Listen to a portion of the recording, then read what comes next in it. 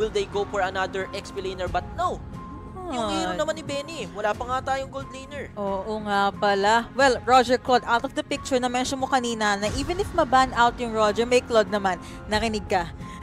Nung Falcons AP Bren, hindi.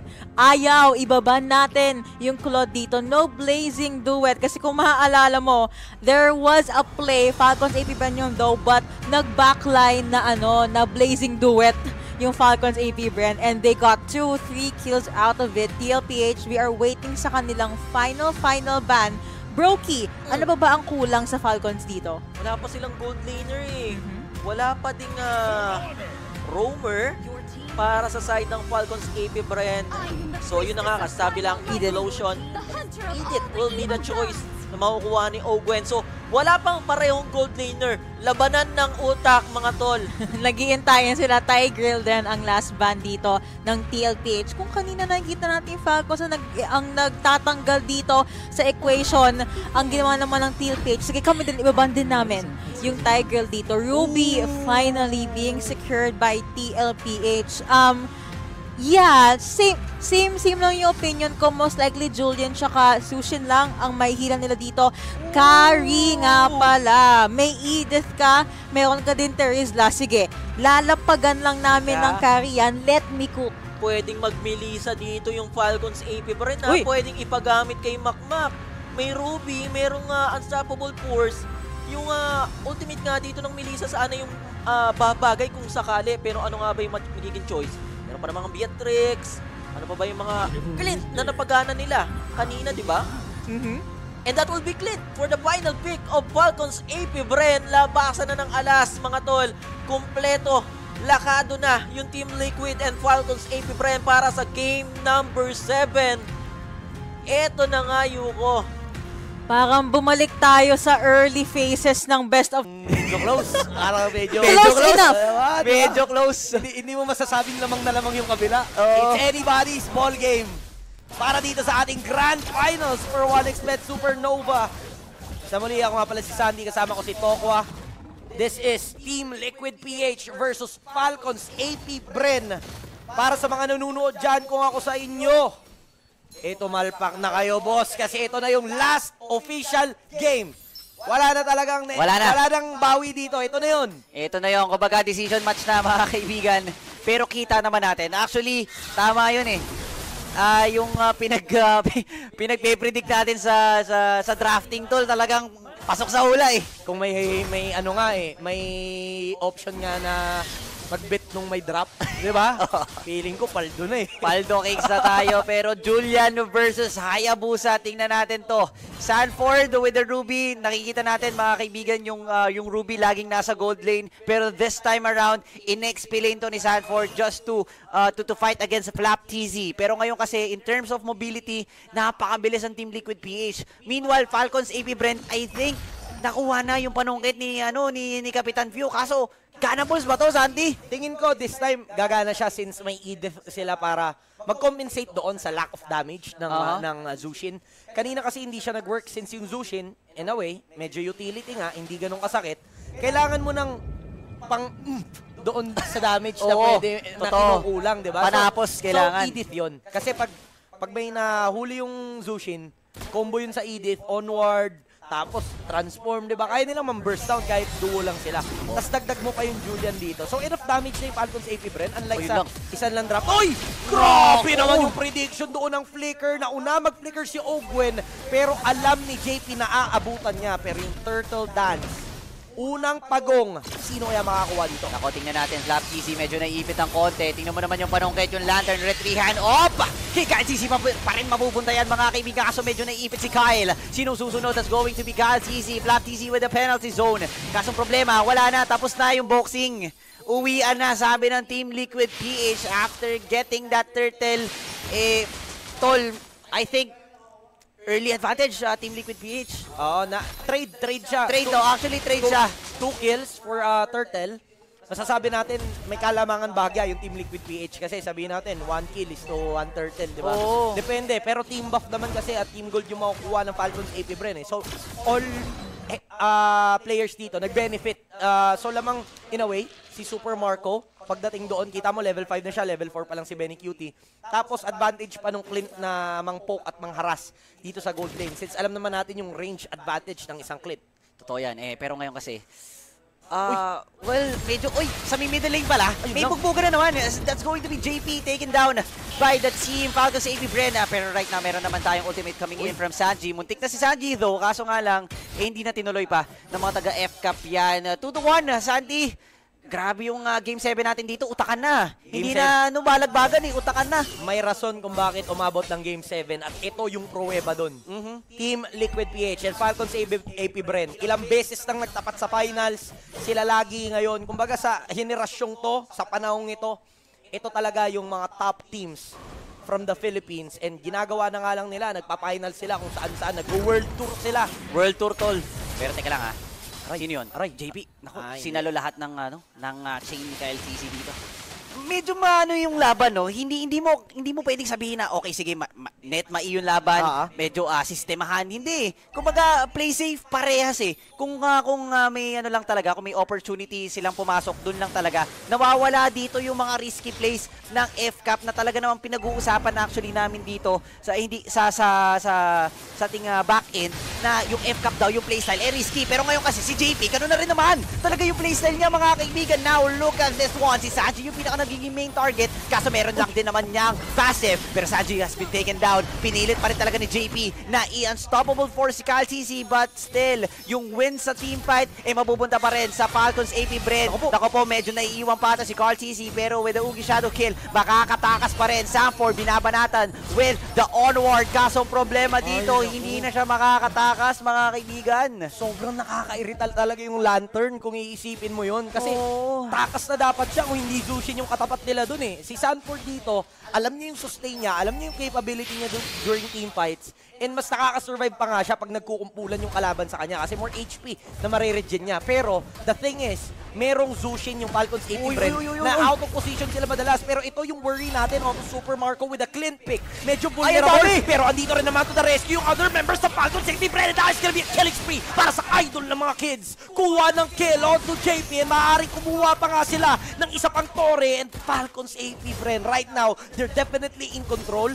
Team Liquid PH. Anong kailangan nilang gawin dito, Tokwa? Santi, kanina yung Zushin ni Few, hindi ganables eh. Pero ngayon, sabi ng Falcons AP Bren, okay, nahanap na namin yung perfect rhythm against Team Liquid PH. But right now, again, paano kaya dedepensahan ni KLCC, ni Sanford, ni Sanji yung kanilang middle lane? Kasi I think ito na yung pinaka magiging next objectives ng Falcons AP Bren. Team Liquid PH, they still have a chance to get back up. Kayang-kaya pa naman. Grabe.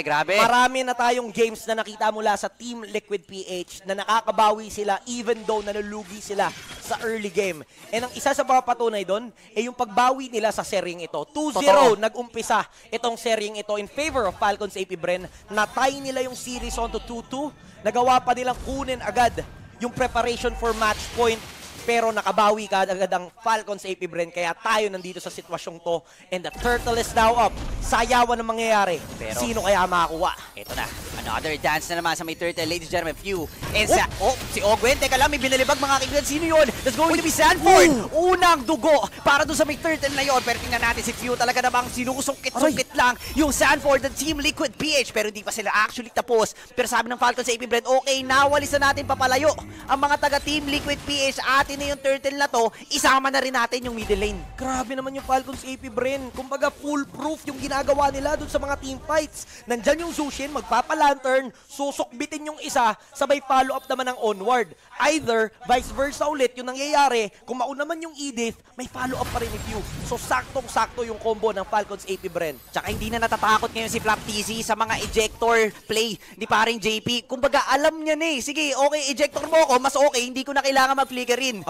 Yun na yung nagiging problema ng Team Liquid PH ngayon. And for Falcons AP Bren, actually tol, kinukuha na lang nila yung mga resources ng Liquid para naman talaga mas manigate na yung window of opportunity. KLCC, konting testing lang, pero sabi niya, okay, di ko laban to. Di ko laban to. Yung purple buff, so malaking problema ito for Team Liquid PH na naaagawan na sila ng resources from their own jungle camp. For Team Liquid PH, kailangan ulit maging driver dito ni JP. Siya yung magdidikta ng mga team fights. Kailangan siya yung mauna ng flicker ejector play, follow up ng kanyang mga teammates, and if makakuha sila ng mga isa o dalawang ganon na pick-off walang trade, maaaring lumibel ang Team Liquid PH pagdating doon sa naipundar na kalamangan ng Falcons AP Bren ngayon. Santi, hindi good sign to para sa Liquid PH. Tingnan mo naman yung odds ngayon. 5.50 against 1.12. Napakataas ng odds sa Team Liquid PH. And kung titingnan mo, yung mga tore ng Liquid sa may taas, sa linya ni Sanford, talagang inubos na ng Falcons AP Bren. And right now, kung titingnan natin, ang next target is going to be the bottom lane para naman daw kapag sumayaw sila, talagang ganables na. Liquid PH, ano kaya yung mga pwede pang nilang gawin? Kasi talagang, Falcons AP Bren, champion na champion eh. Late game, maaari nating maasahan si Benny Cutie. Pero napakaganda naman ang attempt dito ni Sanford, pero may flicker pa kasi Super Marco. Ito yung pinangko-compensate niya sa pagka-squishy niya, sa pagkadali niya mahuli, yung timing ng flicker at escape. And for going back, Team Liquid PH, kailangan nila mag-antay, makapag-ipon muna ng items itong si Benny Cutie kasi for sure, pag umabot na sa punto, about 15 minutes na tayo, nakapag-full item na ang dalawang teams, palag-palag na ang Team Liquid PH. Pero this is definitely a free lord for Falcons AP Bren. Hindi good sign to for Team Liquid PH.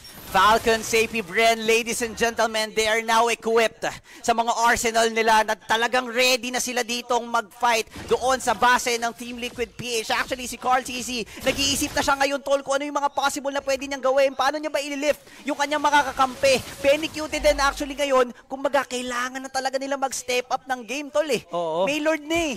Yung Lord na to, hindi pa naman to yung Luminous na humahampas. Hindi Pero pa. with the current lead na halos mag-10K, 8K gold lead as of this moment, sobrang hirap dumepensa. And yung dapat ginagawa ng isang Hayabusa pagdating sa mga defense na ganito, doon sa across na lane, maaari siyang mag-clear sana upang dalawang lanes lang yung mag-pressure. Pero hindi niya magawa kasi anytime pwede siyang bigyan pag may nakaabang doon sa lane na yun. Just like now, QN CalTZ, actually pressuring the bottom lane. May Lord sa taas, mid lane parating.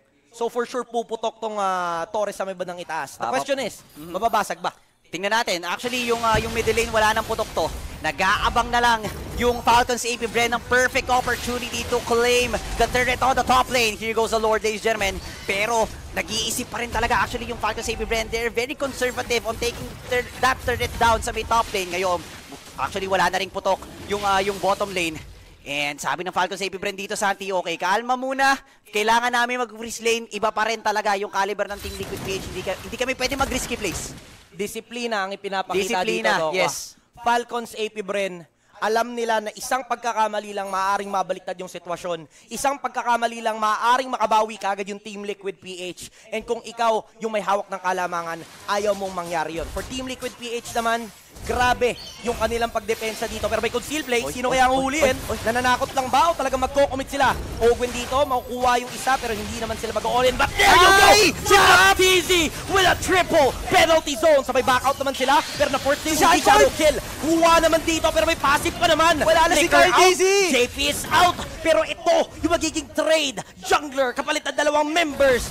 Babasag pa ng Torre. Babasag pa ng Torre. 3 miyembro na lang natitira para sa side ng Team Liquid PH. Eto na ba yun? Ang pagganda ng Falcons AP Bren. Actually, tinotarget na nila ngayon yung middle lane. Inaantay na lang yung minion ng wave flow. Santi, 3 versus 4. Eto na yung penalty zone. Napaganda na setup na ginawa dito ni FlapTZ at mukhang hindi sila magpapahuli. FlapTZ 1 HP, lapas-sticker pa. Pero may minions sa parating. Buhay yung tatlo. Depensang Marino. JP? Ang kailangan gawin dito. Pero si JP ang nagsasalba. Bagsak ang damage dealer ng Falcons AP Bren ng Team Liquid. Mabubuhay pa. Ito yung pinag-uusapan natin kanina. Kaya kasing pumatay ng Jawhead even in the 1v1s. Kahit tanks yan, tol. Kahit sino kayang patayin ng Jawhead. Dahil nga naman sa kit na meron yung Jawhead, meron siya smart missile, unstoppable force, plus yung kanyang ejector. Yun talaga kapag na-combohan ka, deadly combo talaga. Now, FlapTZ against JP. Tingnan natin, Team Liquid PH. Actually, binibilisan na lang nila yung Lord, mga kaibigan. Pero kung sino ay! Kay CalTZ pa rin yun! What a scene! Min! Ang layo, sobrang sakto nung dating ni CalTZ na parang napadrive-by lang. Team Liquid PH, akala natin kanila na yung Lord. Pero anong nangyari, Tokwa? Anong Hindi ko alam. Hindi ko alam, Santi, yung mga ganapan ko may replay lang sana meron. Pero teka lang, ito na ang Falcons AP Bren. Magpupush na nga sila dito at mukhang mag-pressure na rin sa mga members. And Falcons AP Bren ang kampiyon dito sa 1xBet Supernova! Grabe.